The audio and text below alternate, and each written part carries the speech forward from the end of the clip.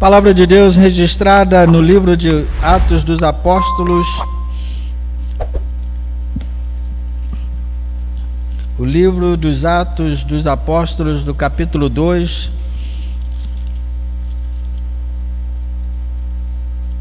estaremos dando sequência então do versículo 22.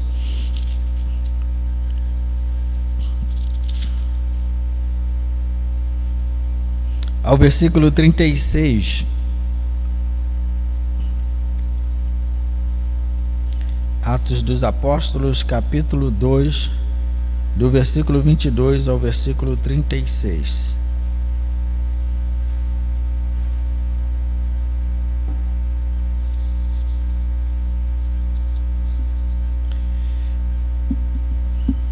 Diz-nos a palavra de Deus: Varões israelitas, atendei a estas palavras. Jesus o Nazareno, varão aprovado por Deus diante de vós com milagres, prodígios e sinais, os quais o próprio Deus realizou por intermédio dele entre vós, como vós mesmos sabeis. Sendo este entregue pelo determinado desígnio e presciência de Deus, vós o matastes, crucificando-o por mãos de iníquos, ao qual, porém, Deus ressuscitou, rompendo os grilhões da morte, porquanto não era possível que ele fosse retido por ela. Porque a respeito dele diz Davi: diante de mim via sempre o Senhor, porque está à minha direita, para que eu não seja abalado. Por isso se alegrou o meu coração, e a minha língua exultou. Além disto, também a minha própria carne repousará em esperança. Porque não deixarás a minha alma na morte, nem permitirás que o teu santo veja corrupção. Fizeste-me conhecer os caminhos da vida, encher-me-ás de alegria na tua presença. Irmãos, seja-me permitido dizer-vos claramente a respeito do patriarca Davi, que ele morreu e foi sepultado, e o seu túmulo permanece entre nós até hoje. Sendo, pois, profeta, e sabendo que Deus lhe havia jurado que um de seus descendentes se assentaria no seu trono, prevendo isto, referiu-se à ressurreição de Cristo, que nem foi deixado na morte, nem seu corpo experimentou corrupção. A este, Jesus, Deus ressuscitou, do que todos nós somos testemunhas. Exaltado, pois, à destra de Deus, tendo sido recebido do Pai a promessa do Espírito Santo, derramou isto que vedes e ouvis. Porque Davi não subiu ao céu, mas ele mesmo declara: disse o Senhor ao meu Senhor: assenta-te à minha direita, até que eu ponha os teus inimigos por estrado dos teus pés. Esteja absolutamente certa, pois, toda a casa de Israel, de que a este Jesus que vós crucificastes, Deus o fez Senhor e Cristo. Queridos, nós terminamos o estudo da Palavra de Deus na semana passada, trazendo esse paralelo dos 4 princípios da pregação. As 4 premissas da pregação, do que anunciar, o modo como Pedro se dirige e prende a atenção daqueles que estão curiosos quanto à descida do Espírito Santo, quanto à unção do Espírito Santo. Pedro utiliza então algo que a igreja deve mirar como resultado prático de uma pregação genuína dos nossos dias. Criticava ainda o fato de que o que Pedro faz antes de pronunciar o seu grande discurso é tirar a falsa impressão ou a falsa sensação do povo de que o que estava acontecendo ali era algo, segundo o seu próprio julgamento, algo de pessoas que estavam embriagadas e bêbadas, portanto não deveriam ser levadas em conta, levadas em consideração. Não deveria se prender a atenção por aquele evento. Pedro, então, chama a atenção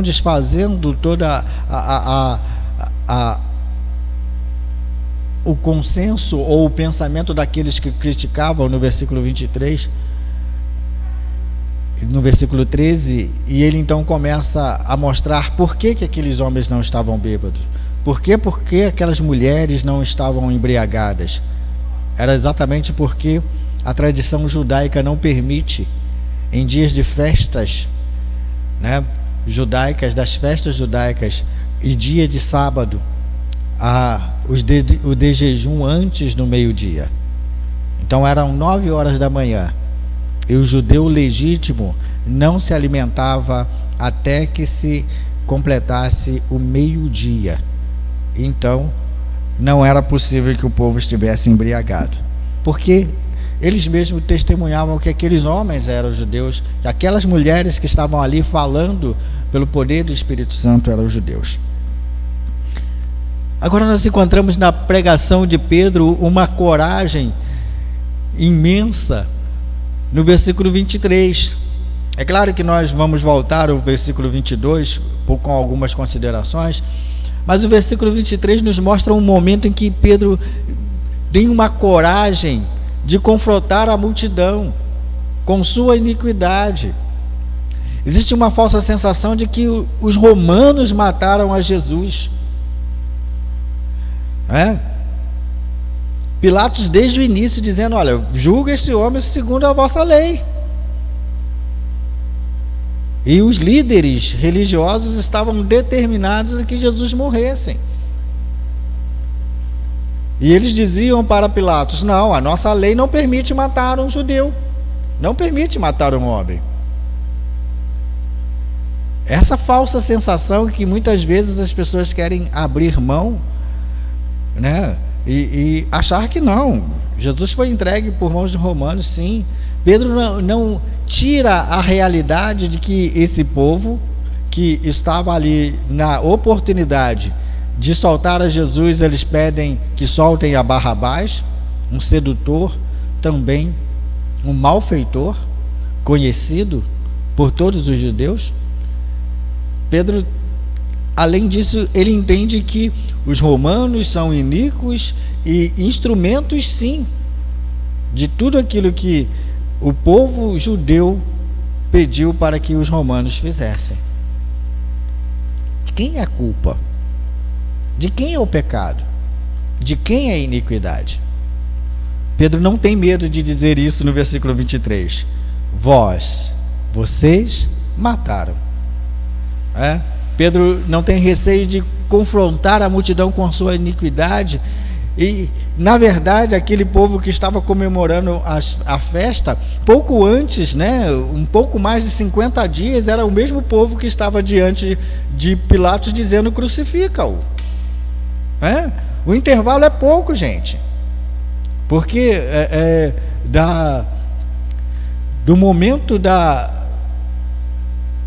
Páscoa para as festas das primícias de 50 dias das 7 semanas, temos 50 dias exatamente, ou seja, pouco mais de 50 dias, ou mais ou menos em 50 dias, este mesmo povo que estava comemorando e agora atônitos sobre a descida do Espírito Santo, estava diante de Pilatos dizendo: crucifica-o, solte Barrabás.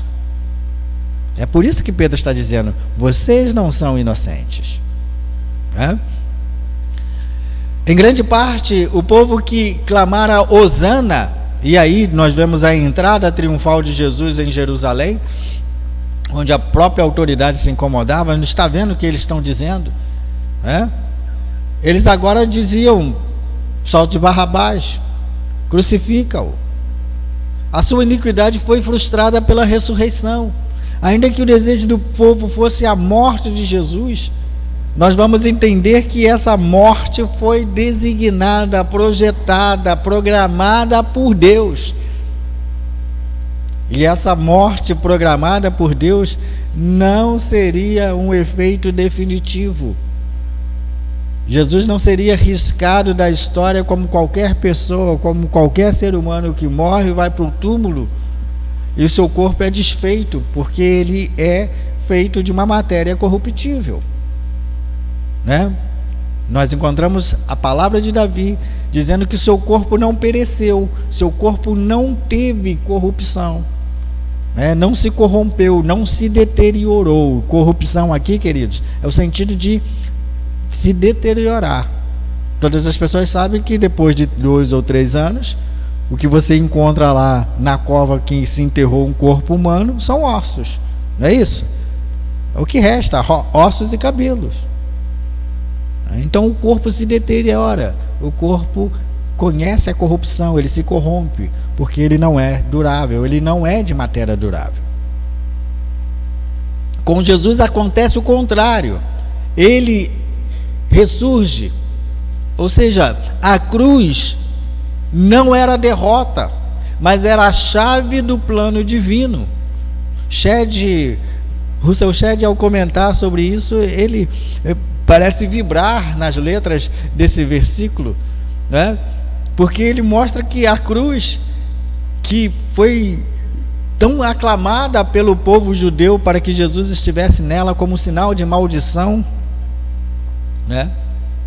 Ela não era a derrota final. O plano de Deus era que Jesus, crucificado pelo povo, fosse ressuscitado por ele para o plano divino da redenção da humanidade. O dia do Senhor, nós encontramos então o dia do Senhor referido aí nos versículos, deixa eu achar os versículos aqui.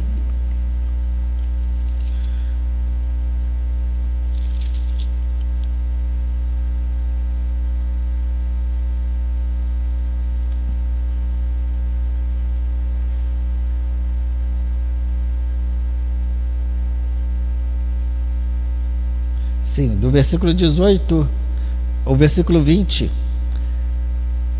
sobre os sinais descritos no profeta Joel. E o versículo 20 diz: o sol se converterá em trevas e a lua em sangue, antes que venha o grande dia, o grande e glorioso dia do Senhor.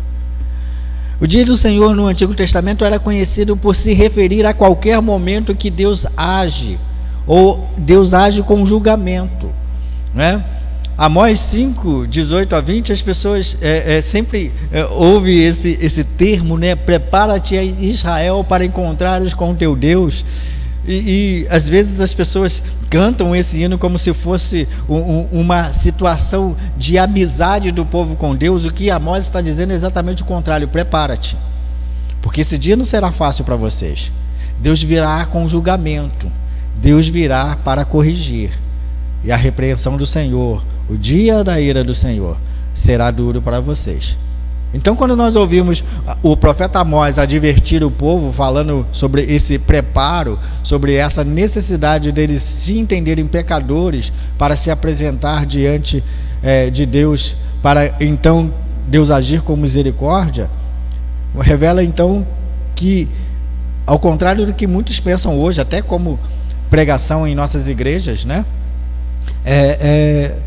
Deus está se referindo, o profeta está se referindo ao momento em que Deus age com justiça, com julgamento. Nós encontramos essa palavra lá em Joel, né?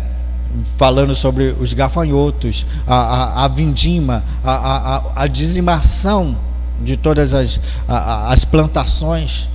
O povo não prosperava, e o profeta Joel identifica isso como um julgamento de Deus. Amós, Obadias, Sofonias, tudo isso nós encontramos então que o que se pode inferir desse grande dia não somente está revelado ou reservado para o último dia do conhecimento ou do ser humano na terra, né? Mas em todos os momentos no Antigo Testamento em que Deus queria corrigir o seu povo, esse termo, o dia do Senhor, era o dia designado para o povo se precaver, ser alertado de que a iniquidade deles não passaria em branco diante da justiça de Deus. MacArthur então observa que nesta passagem o dia final do Senhor, associado no versículo 20 aí, está associado com a segunda vinda de Cristo. Pedro está, ainda que nós não encontremos no livro de Atos a vinda do Senhor Jesus sendo pregada com tanta ênfase, nós encontramos na carta de Pedro toda essa ênfase, ele colocando, trazendo o despertamento para a igreja, um ensino doutrinário do apóstolo Pedro sobre a volta de Jesus Cristo.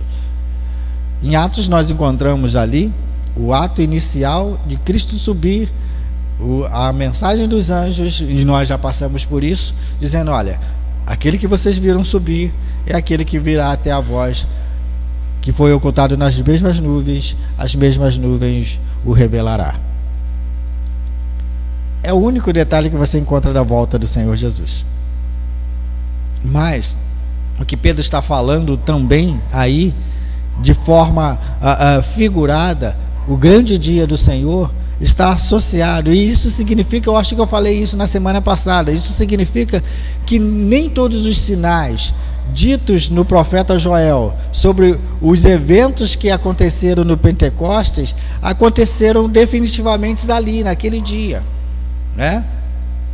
Sejam os sinais em que cada povo, cada pessoa recebeu os dons, ou seja, os sinais que depois da pregação do Evangelho, sempre falo da dupla aplicação do Evangelho, irmão, quando a gente prega, a pregação do Evangelho que chega ao coração do pecador, ela tem duas missões primordiais, né? O Espírito Santo que fala, e nós cremos pela nossa doutrina de que o Espírito Santo ele tem um chamado eficaz, um chamado que não pode ser resistido. Então o Espírito Santo aplica no coração dos eleitos a justificação, mas é aqueles que endurecem o seu coração e não recebem a palavra de Cristo e não se convertem, o que acontece com eles?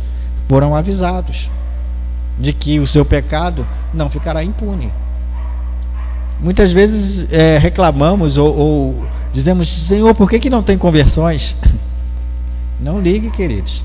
Essa geração adúltera e má, como diz o Senhor Jesus lá naquela época, está sendo julgada por meio da sua palavra.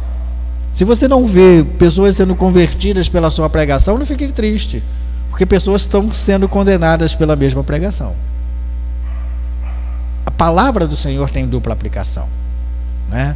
Então, você não está sendo irresponsável pelo resultado de pessoas não adentrarem e confessarem a Jesus como seu Salvador, porque de outra forma o resultado também está funcionando. À medida que ouve a palavra de Deus, ou ela é para salvação ou ela é para condenação. Está lá Paulo dizendo isso em Romanos 1,16. O Evangelho é poder de Deus para a salvação daqueles que creem. Mas ele também afirma que o mesmo Evangelho, ele é para julgamento daqueles que se perdem. Então, é a mesma coisa que nós encontramos aqui. Os sinais na terra e céu são mencionados por Joel, e que Pedro repete aí nos versículos 18 ao versículo 20, estão ligados em outros lugares na Escritura com os acontecimentos em torno da segunda vinda de Cristo. E curiosamente é o livro que nós lemos, né? Nós estudamos o livro de Apocalipse. Então, está sempre associando a esse tempo, a essa situação, o povo sendo alertado que a volta de Jesus Cristo, e definitivamente na volta de Jesus Cristo, não faltará esses sinais, não deixarão de acontecer. Assim como a igreja tem a sua inauguração com a descida do Espírito Santo, todos os sinais profetizados pelo profeta Joel até a volta de Cristo se consumarão. O Antigo Testamento, ou pelo Antigo Testamento, e aí, queridos, algo relacionado à ação do Espírito Santo. Eu me lembro de ter passado isso com um pouco de rapidez, mas hoje nós vamos nos deter nisso. No Antigo Testamento nós sabemos que o Espírito Santo estava presente antes do Pentecostes. E como que ele estava presente? Ele não estava definitivamente na vida da igreja, O Espírito Santo, que é prometido no capítulo 14 de João como outro Consolador, ele viria definitivamente para fazer parte da vida prática da igreja. No Antigo Testamento, não. Somente algumas pessoas eram agraciadas com a presença do Espírito Santo. Nós vemos as figuras dos profetas. Nós vemos aí a figura da unção de liderança de reis do antigo povo de Israel. O Espírito Santo, ele só tem, no Antigo Testamento, ele só tem a missão de vir para pessoas determinadas. Enquanto no Novo Testamento ele vem para a plenitude da igreja.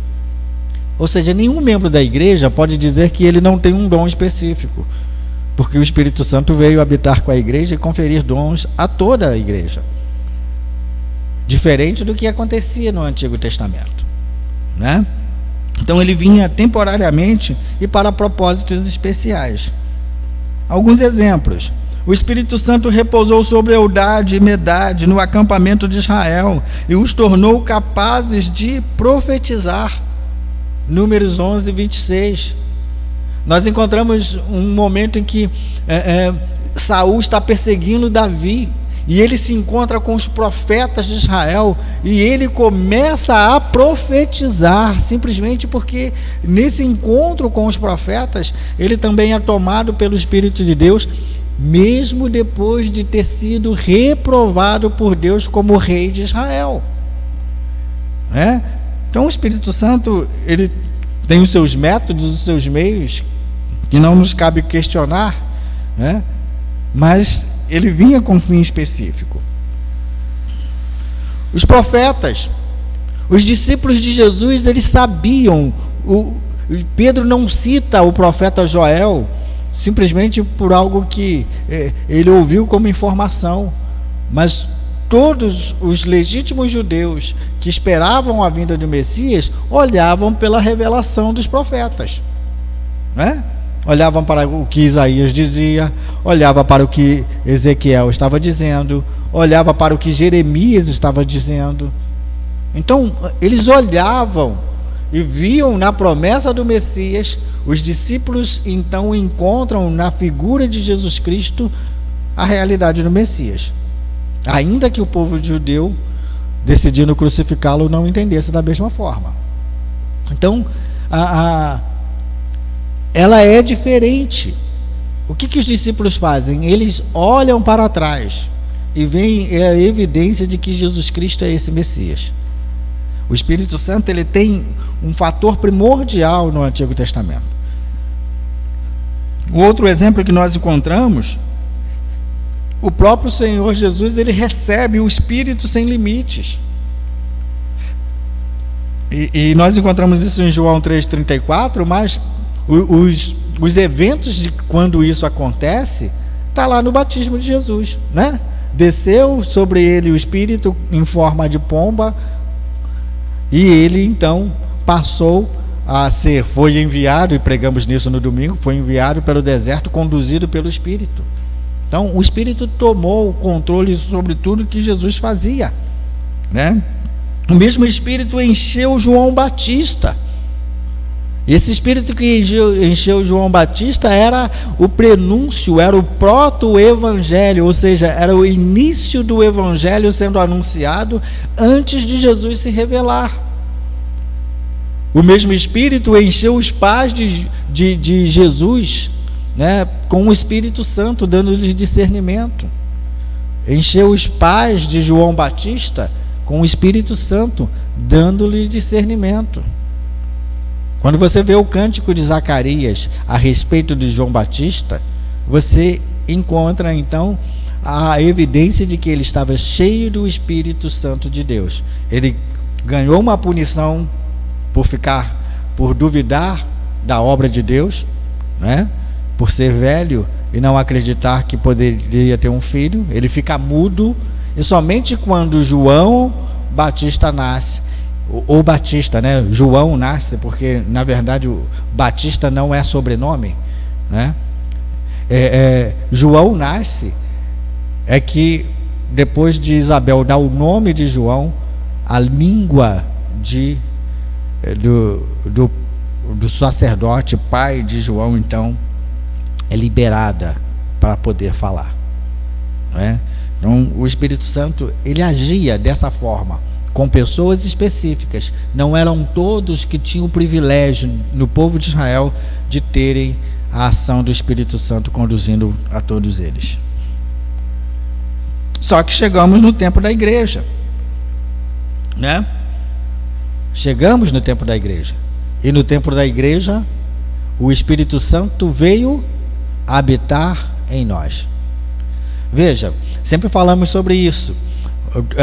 Tudo tem figura no Antigo Testamento. O tabernáculo significava a presença de Deus, e a arca estava construída ali, colocada dentro do tabernáculo, dentro dessa tenda formada ali no povo de Israel, enquanto peregrinava, e em algum tempo antes da construção do templo, a presença da arca significava a presença de Deus. Deus estava presente no meio do seu povo, com o seu povo. Jesus vem, e a palavra que nós encontramos lá em Isaías capítulo 9 é que a designação do seu nome significaria Deus conosco. Ele veio ao encontro da sua criatura.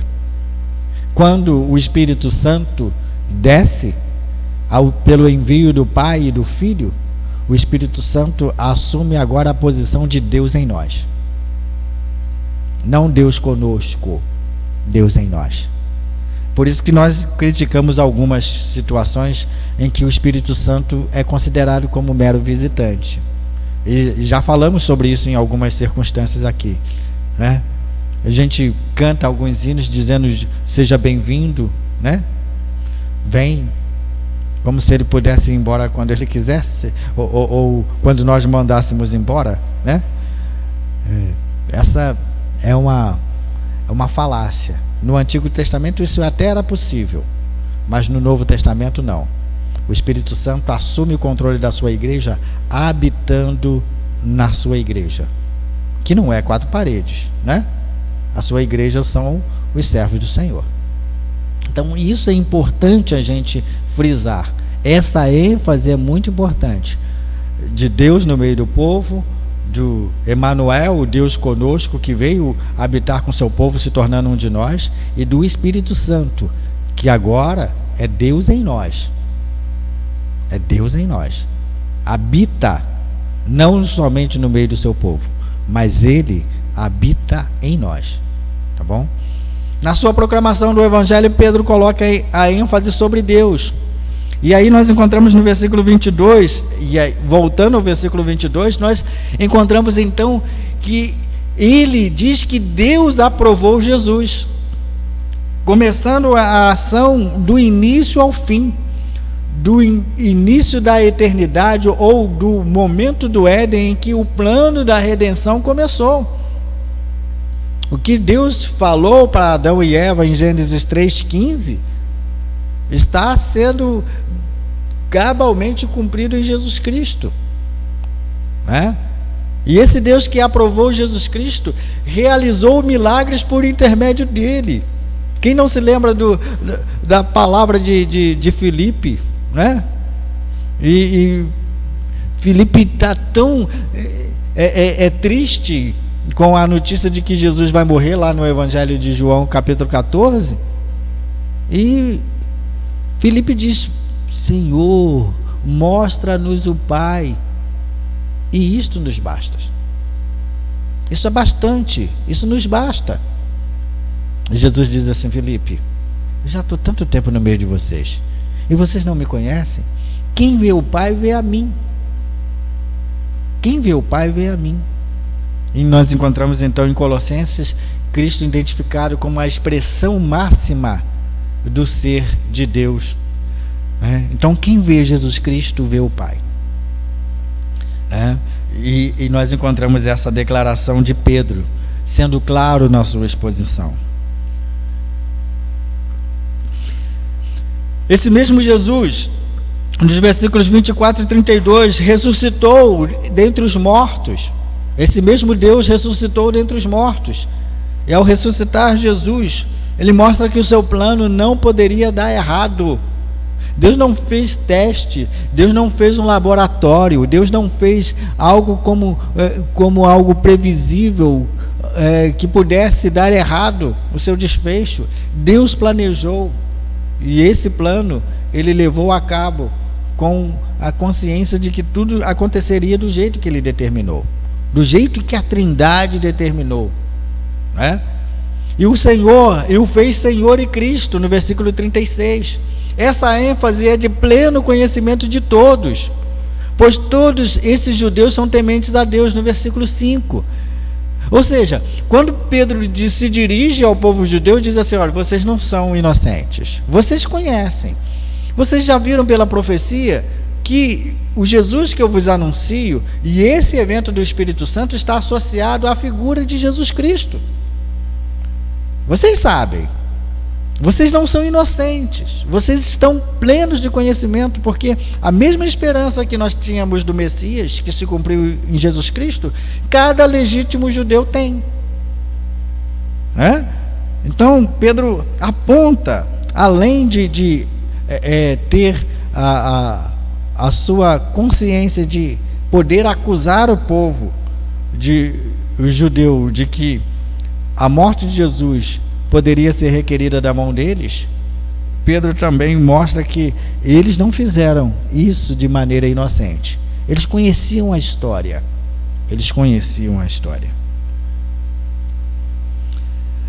E esse povo, esse mesmo Deus, e olha, é Deus, não o povo. O mesmo Deus que ressuscitou a Jesus Cristo foi o mesmo Deus que o entregou para ser morto. E aí nós entramos em parafuso. Como isso acontece, né? Em que o povo pode ser responsabilizado se é plano de Deus que Jesus Cristo viesse se encarnar no devido tempo, fazer todo o seu ministério e no decurso da sua história encontrar 2 traidores, né?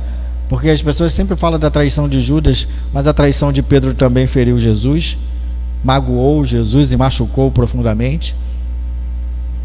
E nesse percurso da história, então, ele ser levado à cruz,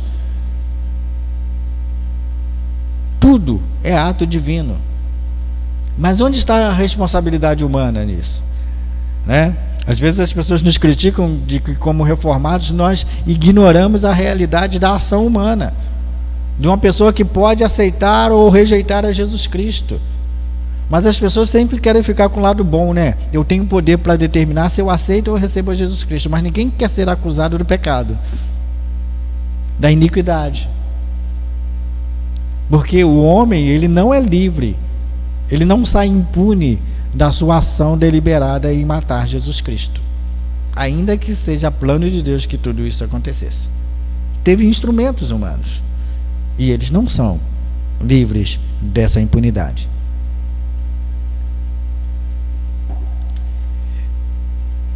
Agora eles reconhecem que Jesus não poderia ter feito o que fez, a não ser que Deus estivesse com ele. O que Pedro está dizendo, olha, está vendo esse evento da descida do Espírito Santo, que muitos estão abismados, outros estão debochando? Esse evento não aconteceria se nós não estivéssemos toda a conclusão da história na figura de Jesus Cristo, confirmando que Jesus Cristo é o Messias, o ungido prometido de Deus, né? E aí ele então faz a observação de que o povo sabia disso. Como? E aí Pedro acrescenta lá no versículo 23, como vocês mesmos sabem, né? O que isso significa, queridos? Tanto pela questão histórica de um povo que recebe uma promessa e o povo aguarda essa promessa, a vinda de Jesus, quanto para a questão de uma realidade temporal em que o povo há menos de 50 dias estava vivendo a realidade desses episódios, né? Em 50 dias anteriores, o povo que estava agora atônito sobre a descida do Espírito Santo era o mesmo povo que diante da cruz estava debochando de Cristo crucificado. É isso que Pedro está dizendo, vocês sabem disso. Vocês tanto esperaram pela promessa e a promessa chegou. Quando ela chegou, vocês não puderam reconhecer. Deus o ressuscitou, entregou para ser morto, para que o plano de redenção pudesse ser efetivo. Mas, olha, vocês sabem disso. Vocês não estão inocentes nessa história. A morte de Jesus ocorreu segundo o propósito designado por Deus e por sua presciência. O autor desse propósito designado é o próprio Deus. A morte de Jesus não é acidente, queridos. Não é acidente. Jesus se encarnou com esse objetivo. A cruz é uma atitude resoluta do Senhor Jesus Cristo. A cruz é a oferta de Deus para a redenção da humanidade. Não tem jeito. Deus determinou que assim iria acontecer. Nós temos teólogos contemporâneos nossos, e alguns bem um pouco anteriores a nós, que afirmam que não, que Jesus Cristo não precisaria morrer, para que houvesse o perdão dos nossos pecados. Nós temos teólogos famosos pensando dessa forma, agindo dessa forma. Mas a Bíblia não diz isso. A Bíblia diz que é um plano determinado por Deus e que Jesus Cristo precisaria morrer, porque a nossa culpa precisaria ser paga. E o autor desse propósito designado é o próprio Deus. Mas porque Deus fez isso com seu próprio Filho, por amor a cada um de nós. Por amor a cada um de nós. E talvez uma coisa que mais me preocupa é o fato, e aí um adendo daquilo que eu estou falando, é o fato de muitas vezes as pessoas criticarem alguma coisa sobre o valor do ser humano. Veja, é importante que a gente reconheça o nosso estado de miséria. Mas nós temos um valor tremendo para Deus. Eu não creio que o preço de sangue fosse vertido para algo que Deus não imprimisse nenhum valor em nós. O homem, como coroa da criação, é o propósito divino de Deus, prioridade máxima em restaurá-lo, a condição de santidade. Então, uma coisa é eu reconhecer que eu não tenho valor e que não mereço a graça de Deus. Isso é verdade. Outra coisa é dizer que Deus, olhando para nós, não viu em nós algum valor. Porque se não tivéssemos valor, e isso não é contraditório à pregação reformada não, queridos. Porque se não tivéssemos nenhum valor, Cristo não desceria para morrer em nosso lugar. O preço de sangue foi um preço muito caro, se nós não valêssemos a pena para Deus. Isso não é contraditório com a pregação reformada. O problema é que as pessoas não conseguem entender que o grau de miserabilidade humana não tira a importância dele para Deus. Como qualquer criatura, Deus amou tudo que ele criou. Deus ama a quem ele criou. E ele expressa valor exatamente por causa disso. Um ouro não deixa de ser ouro por ele estar escondido no meio do barro, até ser encontrado.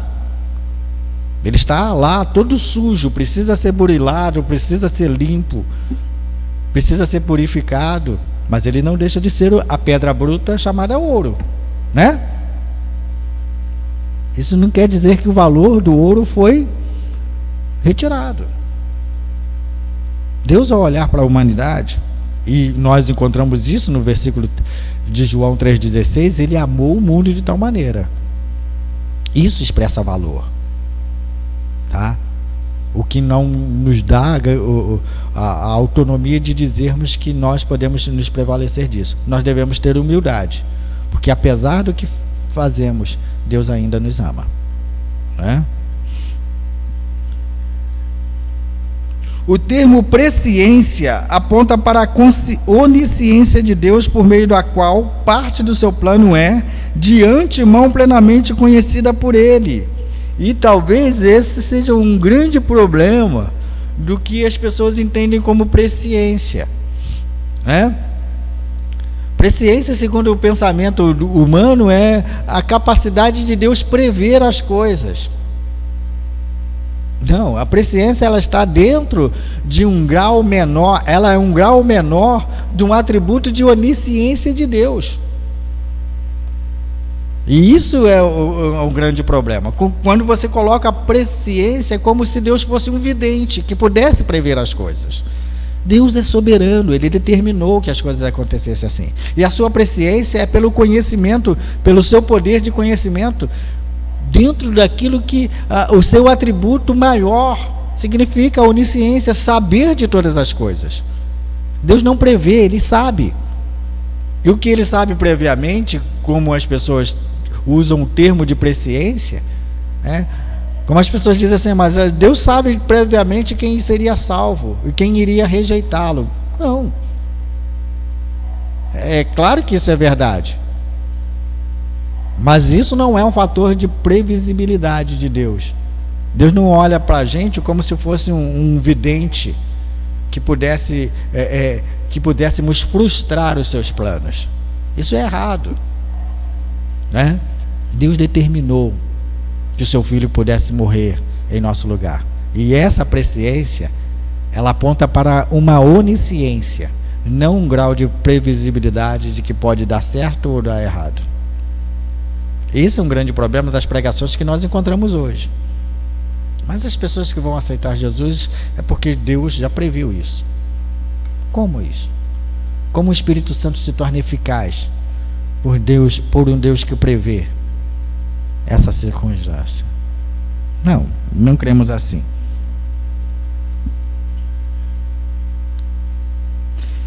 Responsabilidade do homem. Pedro responsabiliza o seu público pela morte de Jesus. Do ponto de vista do povo, a alegação messiânica de Jesus e sua morte na cruz eram fatos irreconciliáveis. Ou seja, se Pedro assume, e isso é importante a gente apontar como algo que muitas vezes nós encontramos no nosso cotidiano, se Pedro assume que tudo o que aconteceu com Jesus era um plano estabelecido com Deus, onde está a culpa do ser humano? Deu para entender o ponto contraditório? Se isso que Pedro está pregando mostra de fato que Deus determinou tudo isso acontecer, onde está minha culpa por ter dito lá 50 dias atrás, crucifica-o, solte Barrabás, né? Isso parece contraditório, né? E para aqueles que julgam que o reformado diz que Deus fez o ser humano como um ser humano com controle remoto, o reformado não afirma isso. O reformado não ignora a responsabilidade dos atos humanos. Seu pecado é seu pecado, irmão. E as consequências dele você tem que arcar. Então, longe de nós pensarmos assim. Nós não sabemos como isso acontece. Isso é mistério. Está determinado por Deus? Os homens foram instrumentos, sim. Mas entre o que Deus determinou e a ação dos homens, os homens são responsáveis pelos seus atos. O próprio Deus entregou Jesus aos judeus que o mataram pregando-o na cruz. Se os judeus foram utilizados como instrumentos, Deus não podia se queixar, né? É um pensamento muito próprio dos nossos dias. Não. Você é responsável pelas suas decisões, né? Ninguém é preso se ele não é um criminoso. Não somos responsáveis. Os judeus não podiam se desobrigar atribuindo a culpa da morte de Jesus aos romanos, como muitas pessoas ainda dizem hoje. Não, foram os romanos que mataram Jesus. Sim, eles mataram. Mas por instrumento de quem? Pilatos diz para o povo: olha, julguem conforme a vossa lei. Os líderes religiosos: não, a nossa lei não permite matar. Qual a condenação que eles estavam querendo para Jesus? Morte, né? Os romanos eram chamados de homens maus pelos judeus. Eles próprios haviam pregado, ou seja, a morte de Jesus com a ajuda dos romanos. Lembra da historinha que eu acabei contando aqui, de Deuteronômio capítulo 9, 4 a 12? A gente sempre tem aquela ideia de encontrar no outro uma pessoa pior do que nós, né? E se auto-justificar. É a mesma coisa, queridos. Os judeus não são inocentes porque os romanos empregaram o julgamento a Jesus. Os judeus entregaram Jesus para morrer. Isso não é problema. A pregação de Pedro está ali, colocando cada um dentro do seu quadrado, cada um no seu devido lugar. Então, muitas vezes a gente quer inocentar ou nos vermos como os melhores aos olhos dos outros, porque nós não sujamos nossas mãos, Assim como Pilatos lavou as mãos para que, eu não estou consentindo na morte dele, não. Tem muita gente achando que é melhor que os outros porque não sujaram as mãos, só fizeram metade do processo. Somos tão culpados quanto os outros. Ninguém é menos pecador que um assassino, porque o assassino afastado de Deus, ele só comete esse assassinato por causa do seu distanciamento de Deus. E nós estaremos tão distantes de Deus se estivermos pecando em qualquer grau de pecado que ofende a santidade de Deus. Isso é fantástico, irmãos, porque nós não podemos lavar as nossas mãos e nos eximirmos dizendo que o nosso pecado é menor que o outro. Todo pecado que ofende a santidade de Deus, ele é gravíssimo. O apóstolo ensina que os judeus devem ser responsabilizados por matar a Jesus. Ele faz isso em 3,15, quando ele está perante o Sinédrio. Ele faz isso em 4,10, quando novamente comparece ao Sinédrio. Ele faz isso em 5,30, os apóstolos, ou na companhia de João, em 5,30, e faz isso em 10,39, quando acontece o fator deles agora dizerem para os gentios: vocês também são culpados. O evangelho que é anunciado de graça a vocês é porque vocês estão afastados da graça de Deus, assim como os judeus. Agora a porta da graça abriu-se aos gentios, Eles devem enxergar todos os aspectos do plano de Deus. Isso é importante, queridos, porque a gente não chegou na conclusão da pregação de Pedro. O que Pedro está fazendo é suas considerações de que o homem não pode se eximir de sua culpa. Nós vamos chegar na conclusão da pregação de Pedro, Pedro declara o fato da ressurreição de Cristo. Deus realizou o seu plano em estágios pré-determinados. Primeiro, a morte de Cristo. Cristo veio para morrer pelos pecadores, Paulo tem no âmago, no centro da sua pregação, de que Cristo veio para morrer pelos pecadores, pelo pecado dos pecadores, do qual eu sou o principal.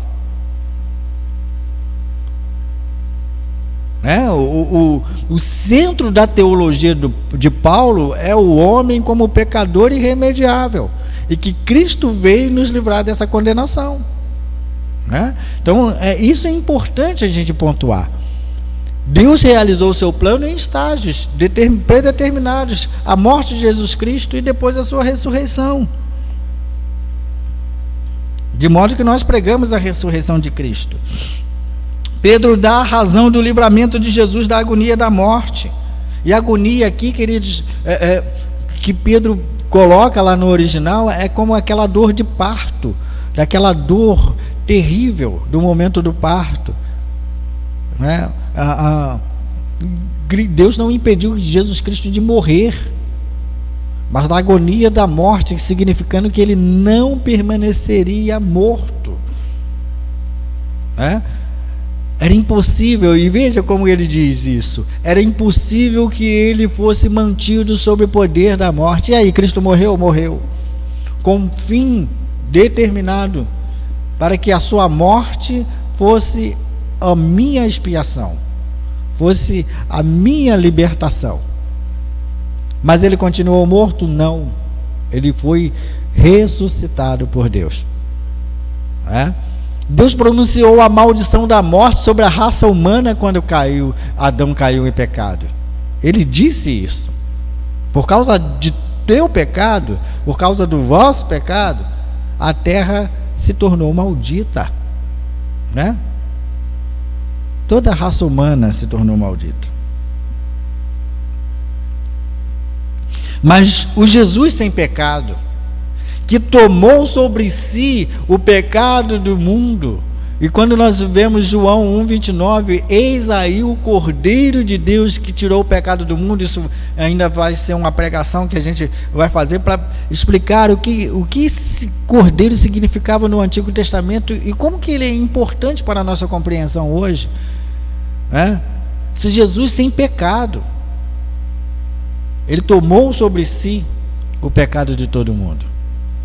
Ele removeu o aguilhão da morte, ou seja, a condenação da morte. A morte não pôde vencê-lo, assim como a morte não pode vencer ainda os crentes, porque os crentes serão ressuscitados e serão glorificados à medida do corpo de Jesus Cristo.